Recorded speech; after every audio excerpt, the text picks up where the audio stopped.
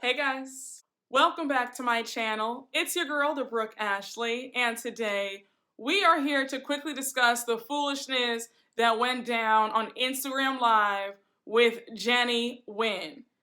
Her Instagram Live was 21 minutes long, and it was 21 minutes of pure stupidity.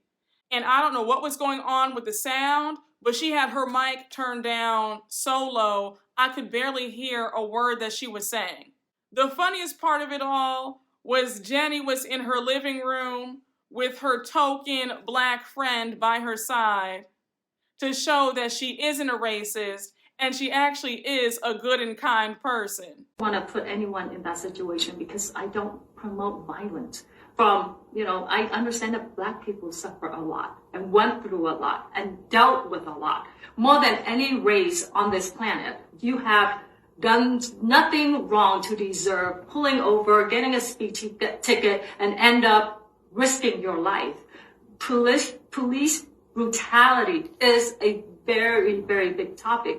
But again, you have policemen out there signing their life away every day to make a commitment to protect the community. What about showing that appreciation? And I did show that appreciation then. I don't support the bad ones. I don't support the people that are out there burning buildings because there are workers there. My friends gone through their business being destroyed. They didn't do anything. We are getting abused for things that we didn't do, and that's not fair. But what I'm trying to say is, that doesn't make me a racist. It felt very fake and contrived to me. I got the impression that this man was a paid actor. Jennie said, I'll give you $1,000 if you come to my home, stand by my side, and tell a whole bunch of people on this Instagram Live that I'm not a racist and that we've been friends for decades. I didn't buy not one word of it. No.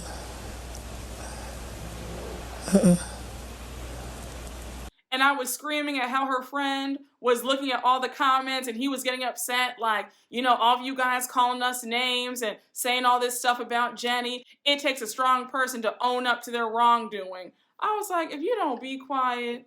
You guys know me. I did take a few notes while I was watching Jennie's live. And honestly, I don't know who told her to do this because this live did not give what she wanted it to have gave, in the words of Rolling Ray. But Jennie starts off her live by saying, we are human, we all make mistakes. If anyone says they didn't make mistakes, they are not telling the truth. Now, Jennie, you're correct with that. Everybody does make mistakes. However, those disgusting posts were not mistakes. Those were deep-seated beliefs that you have thought and felt for a very long time. Jennie also went on to say, I hurt people, I hurt my fans. I mean, girl, what, the 3 fans that you have? You don't have any huge following.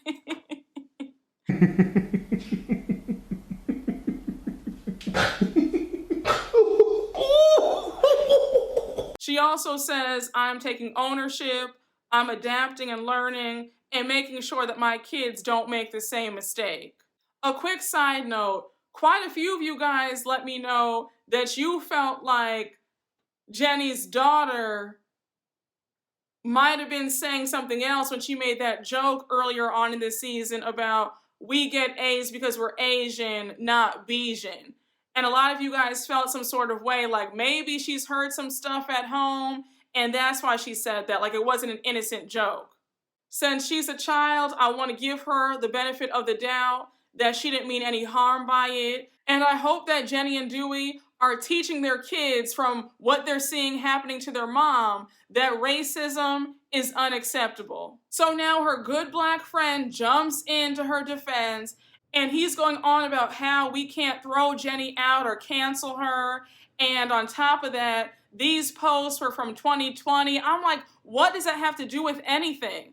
Then he adds that this was pre-Housewives, pre-casting, and how the Housewives do their research on people, and how nobody can just walk into Bravo and say, I want to be on the show. Like, you have to be vetted. I'm like, okay, so they clearly did not do their due diligence when it came to vetting Jennie. Then he goes on to say that Jennie's not racist at all because she grew up in Long Beach. I'm like, what does that have to do with anything?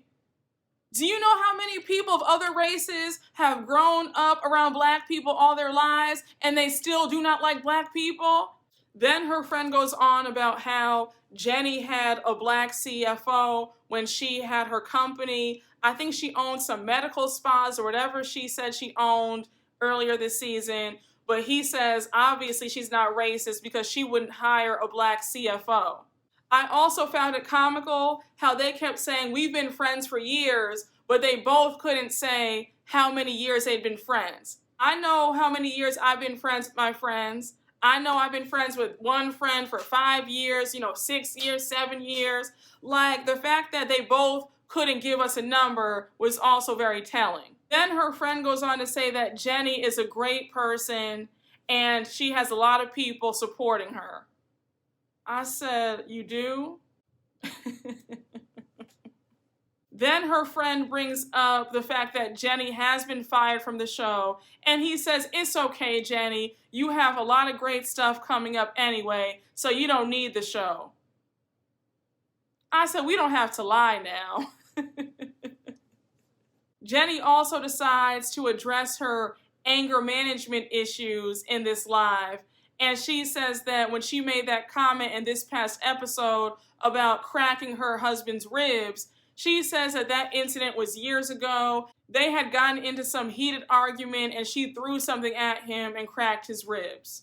Also, can somebody tell me down in the comments if you watched the live, what was her friend's name? I could have sworn it was either Michael or John. I could hardly hear them. When he introduced himself, I could barely hear anything. And Jennie was damn near whispering. I said, girl, where was all that smoke and all that energy like you have when you're talking about Mary all season long? I mean, Jennie was quiet as a damn church mouse.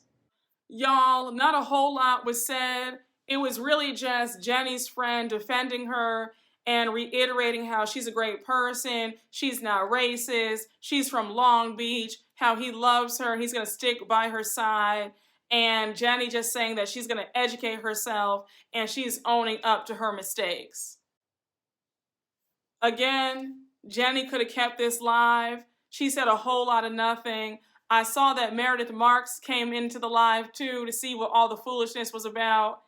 But yeah, guys, if you didn't watch it, you didn't miss a whole lot. It was 21 minutes of Jennie and her friend talking above a whisper and them saying a bunch of nothing.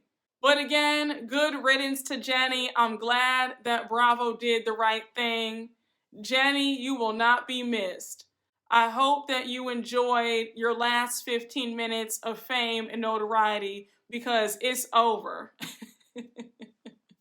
But y'all, that was pretty much it. Thank you all for watching. You guys already know what to do. Please make sure to like, comment, and subscribe. And I will see you all later. Bye.